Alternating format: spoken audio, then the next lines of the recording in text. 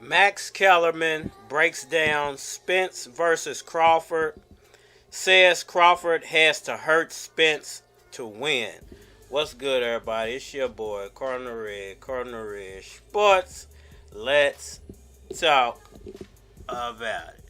Alright, y'all. So, Max Kellerman recently gave an interview and he spoke about what Terence Crawford has to do to actually beat Errol the Truth Spence Jr. And I want to give my 2 cents on what Maximus had to say and break that down for whoever's listening. Alright, so basically Max Kellerman said that he feels like Terence Crawford is going to have to hurt Errol Spence Jr. to win the fight. My fault. Why would you do that? It was literally in my hand. And what does he mean by that? What does he mean by he's going to have to hurt Errol? I think everybody realizes that, to win the fight. Well, basically, I think there's a question of Terence Crawford's power. There's always been a question mark when it comes to how much power does Crawford really have.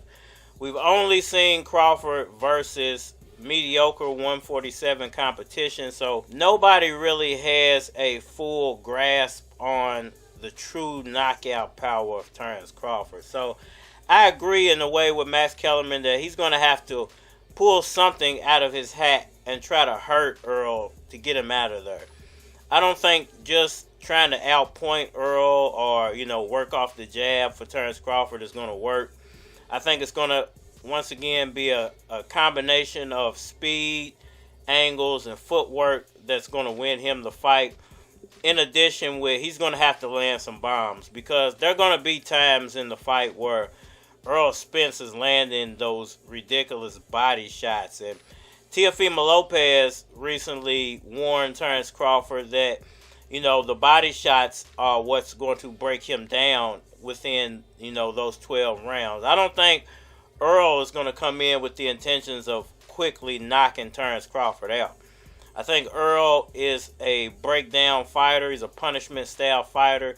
He gets in there, he does his thing, works off his jab, he goes to the body, does what Errol Spence is supposed to do and breaks you down for 12 rounds. So in the midst of Errol trying to do all that, it's going to be up to Terence Crawford to, put together some type of game plan or, work out some kind of game plan to where he can hurt Errol Spence, and hurt him early. Get Errol backing up. Keep Errol at bay. Keep Errol off of him. Keep Errol not wanting to engage in the fight. I think that's what's going to win him the fight.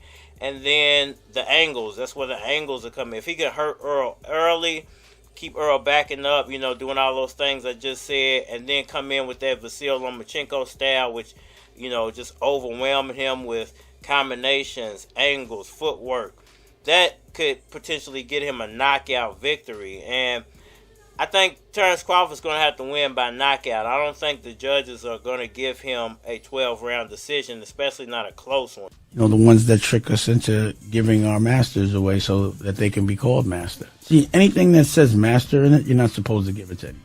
So if you have a master and you give it to someone, that's your master. It's in the verbiage. You feel me? But that's what's controlling 90% of the world right now. We go to school to be taught how to be controlled. I'm not saying that it's going to be some situation like Vasyl Lomachenko and Devin Haney where you can clearly see who won the fight and the judges just completely got it wrong for whatever reason.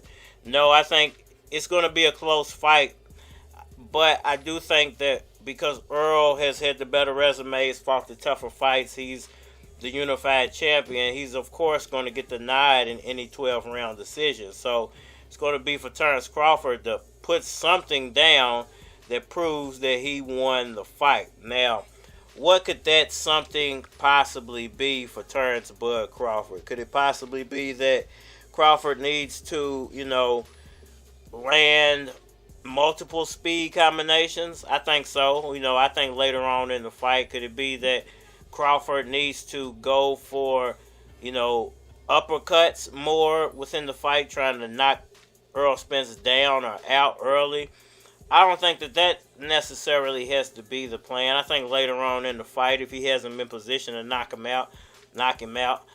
I think, once again, that Terence Crawford has to work the angles. The beginning of the fight, he's going to have to work the angles. He's going to have to keep Errol on his toes, keep Errol away from him, keep Errol moving, tire him out, keep that big body moving, tire him out, and try to land combinations early in the fight to get ahead on the points.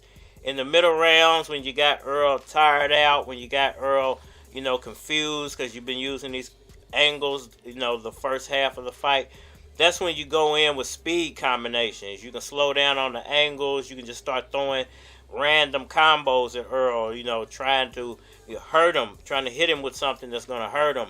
And then the end of the fight, if all that works, and Errol, around the 10th, 9th, 10th, 11th round, if Errol's tired and gassed out and Errol's confused, that's when you come in with your power. That's when you come in with and you put it all together. You put those speed, you put the power, you put the angles, you put the combination punches all together, and you get Errol Spence out of there.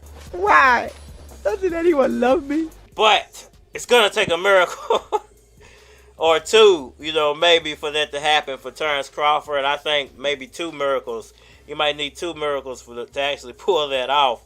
And for Errol Spence to, not be ultrally prepared for this fight. I think the year that he's had out of the ring is preparation enough. I think whatever game plan him and his team came up with is going to be the proper game plan. If you watch the Avanesyan fight,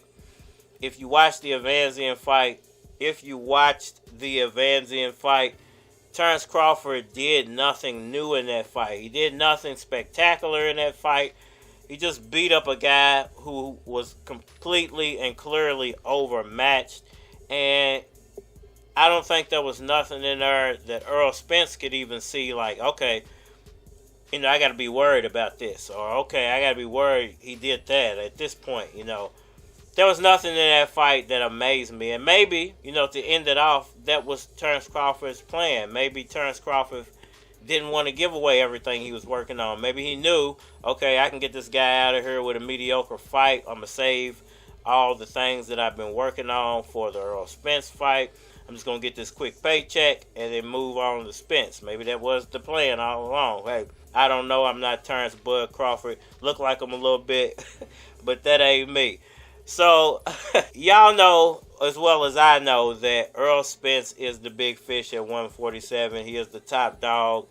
He is the main event. And once again, it's going to take for Terence Crawford to pitch a shutout for him to win this fight. And I agree with Max Kellerman. At some point during the fight, you're going to have to hurt Errol Spence to win this fight. I don't think he's going to win on the points at all. I don't think he's getting any nods from anybody. He's not with Bob Arum anymore. These are not going to be, Terence Crawford judges. Hopefully they're not for either guy. But I think Terence Crawford is going to have to pitch a shutout in this one to actually win this fight, or knock Errol, the true Spence Jr., straight out to win this fight. Y'all let me know what y'all think about all that down in the comment section below. Hit that like button for me.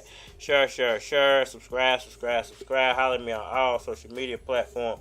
Facebook, Instagram, YouTube, Twitter. More than likely to get a response on the tube, so holler at me over there. If you want to collaborate, hit my Gmail. If you want to feature a product, hit my Gmail. It is flockofcards@gmail.com. And we are mine.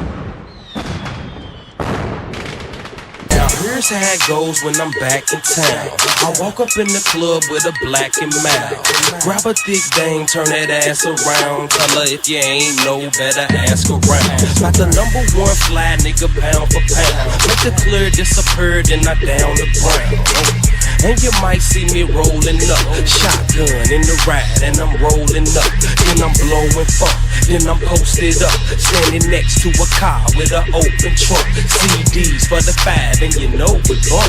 Willie Wheel on the track, then the stack greenback. Late night outside where the G's be pitching. Got weed, got crack, we be selling these bitches. I'm trying to get that guap, so I'm all the way with it. I ain't bullshitting with you, watch me handle my business. Don't sleep, just eat, nigga. Handle your business. No teeth, go deep, mommy. Handle your business. Yeah. I handle my business. Get it in, move it out. I'ma handle my business. I'm ride 65, no cruise control. Playing my own shit like dude is cold. A lot of niggas hustle then lose the dough. Be careful in the streets, you can lose your soul. I stay high, but I never use my nose. Live life like a blockbuster movie road. Niggas love me from Maine to Spain. I told y'all niggas I changed the game. It's Lucas Keys, back on that new shit. Dope like 8 balls, you don't shoot pool with. Flow wet like I threw it in the pool with. No life jacket, still floating on some cool shit. Late night outside where the G's be pitching. Got weed, got crack, we be selling these bitches. I'm trying to get that guap, so I'm all the way with it. I ain't bullshitting with you, watch me handle my business. Don't sleep, just eat, nigga. Handle your business. No teeth, go deep, mommy.